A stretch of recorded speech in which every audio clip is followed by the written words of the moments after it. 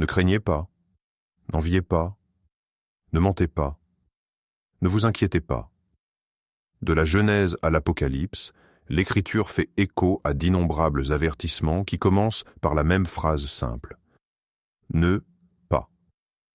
Pourtant, si nous sommes honnêtes, les choses même que Dieu nous commande de ne pas faire sont celles que nous finissons si souvent par faire. Il dit « Ne vous inquiétez pas pour demain ».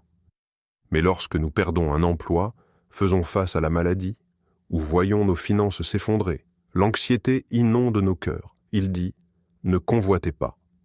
Mais les publicités et les médias sociaux allument des désirs qui ne semblent jamais satisfaits. Pourquoi la Bible met-elle l'accent sur tant de « ne pas » ? S'agit-il simplement d'une liste de restrictions ou y a-t-il un but plus profond derrière eux que nous manquons souvent ? Et le plus important, si nous échouons à plusieurs reprises à garder ces commandements, y a-t-il encore de l'espoir pour nous de vivre une vie d'obéissance et de vraie paix ? Aujourd'hui, nous allons découvrir pourquoi l'humanité continue de faire ce que Dieu a déjà dit de ne pas faire, et comment ces échecs même révèlent notre besoin le plus profond de quelque chose de plus grand. Lorsque nous lisons l'Écriture attentivement, chaque « n'aura pas » est plus qu'un commandement. C'est une révélation de qui est Dieu et de qui nous sommes. Dans l'Exode, Dieu déclare à son peuple « Tu n'auras pas d'autre Dieu devant ma face, tu ne te feras pas d'idole. Tu ne voleras pas, tu ne porteras pas de faux témoignages, tu ne convoiteras pas. » Chaque « ne pas » trace une ligne nette entre la sainteté de Dieu et la fragilité humaine. Quand Jésus est venu, il n'a pas effacé ses commandements. Il les a intensifiés. Il a dit « Vous avez entendu qu'il a été dit « Tu ne tueras point ». Mais moi, je vous dis que quiconque se met en colère contre son frère ou sa sœur sera passible de jugement. » Soudain, il ne s'agissait plus seulement d'actions extérieures, mais des pensées et des motivations cachées du cœur. Garder la loi n'était pas seulement éviter de tuer, mais déraciner la colère elle-même. Parmi les commandements les plus répétés figurent « Ne crains point » et « Ne vous inquiétez point ». À première vue, il semble simple, mais il confronte le cœur même de notre condition humaine. La peur de l'inconnu, la peur de la mort, la peur de la perte, la peur de ne pas avoir assez, l'anxiété et l'ombre constante que nous portons, peu importe le nombre de fois où l'Écriture nous dit de la laisser partir.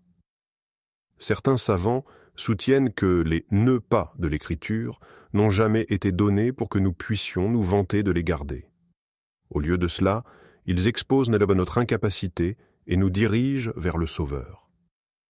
Les commandements mêmes qui révèlent nos dits, dont révèlent nos échecs, sont ceux qui nous mènent à la grâce. Et dans cette grâce, nous trouvons la liberté. Non pas dans notre force d'obéir parfaitement, mais dans la puissance du Christ de nous transformer. Tout au long de l'histoire, les croyants et les érudits se sont débattus avec la manière de comprendre les « ne pas » répétés de la Bible. Il existe au moins 3 perspectives majeures. Une première perspective les considère comme des commandements absolus, les normes immuables de Dieu destinées à nous préserver du péché. Les ignorer, c'est sortir de sa protection et inviter la destruction. En ce sens, chaque « ne pas » est comme un panneau d'avertissement au bord d'une falaise. Il n'est pas destiné à nous priver de liberté, mais à nous sauver la vie. Une autre perspective suggère que les « ne pas » fonctionnent comme une sorte de miroir spirituel. Ils exposent ce qui est déjà en nous, nous montrant notre faiblesse et notre besoin constant de grâce. Lorsque Paul écrit « Car c'est par la loi que vient la connaissance du péché » Romains 3:20, il souligne précisément ce but. Les commandements révèlent notre incapacité à nous sauver nous-mêmes. Une troisième approche souligne que ces « ne pas » sont des invitations à la confiance. Quand Dieu dit « ne craignez pas », il ne fait pas seulement interdire la peur. Il nous invite à expérimenter sa présence face à elle. Quand il dit « ne convoitez pas », il ne fait pas seulement prohiber l'envie, mais offre la satisfaction plus profonde du contentement en lui. Que vous les voyiez comme des limites strictes, des miroirs révélateurs ou des invitations divines, une chose reste claire. Les « ne pas » nous ramènent à Dieu lui-même. Ils nous montrent non seulement ce qu'il faut éviter, mais aussi vers qui courir lorsque nous échouons. À première vue, les « ne pas » de la Bible peuvent sembler être des commandements anciens, écrits pour une culture lointaine.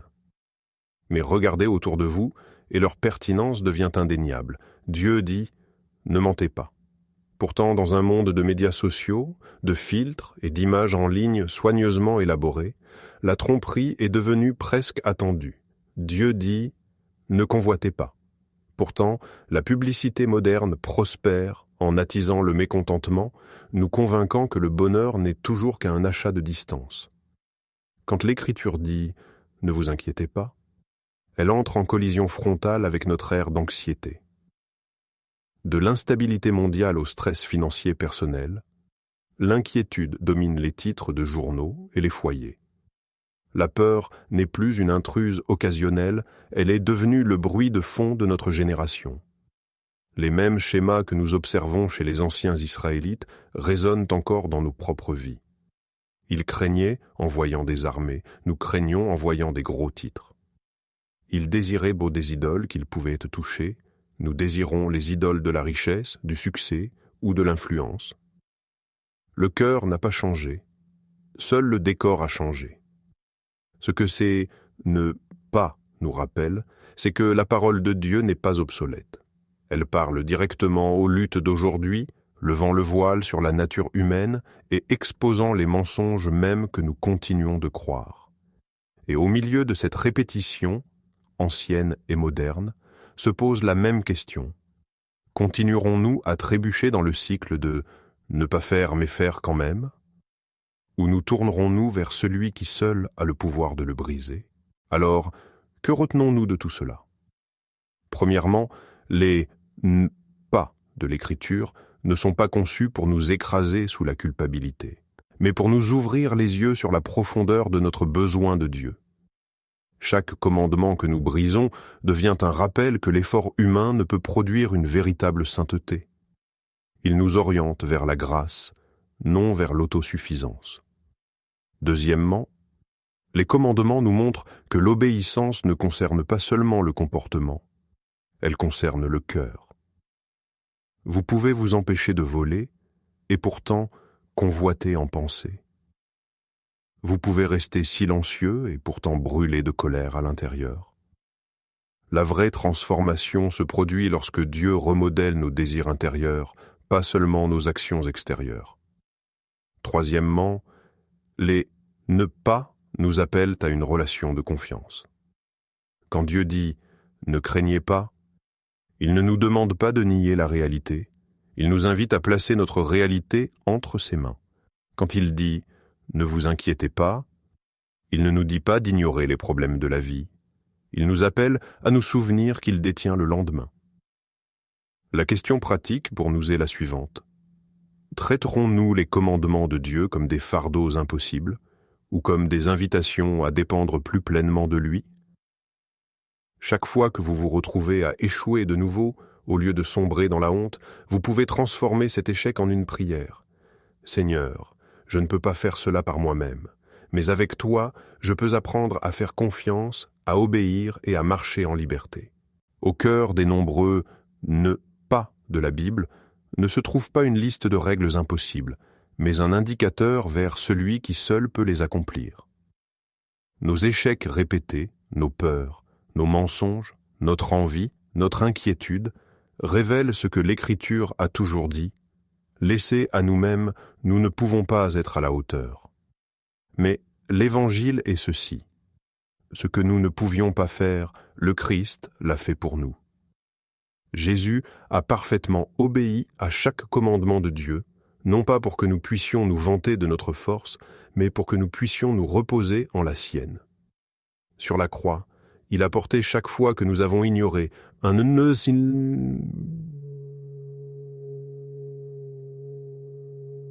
palice, chaque échec que nous ne pouvions effacer, et a offert le pardon à sa place.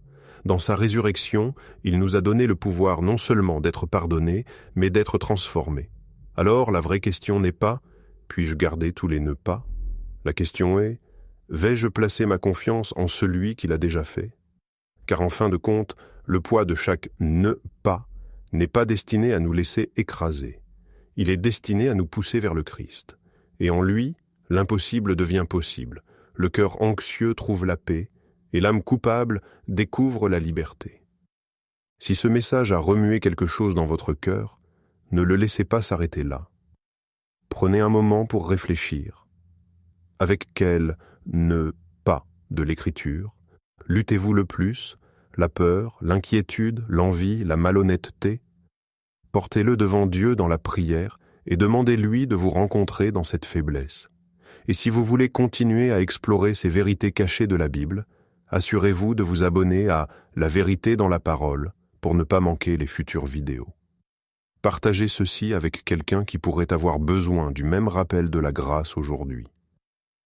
Ensemble, nous pouvons continuer à apprendre, à questionner et à grandir dans la parole qui parle encore avec puissance en ce moment.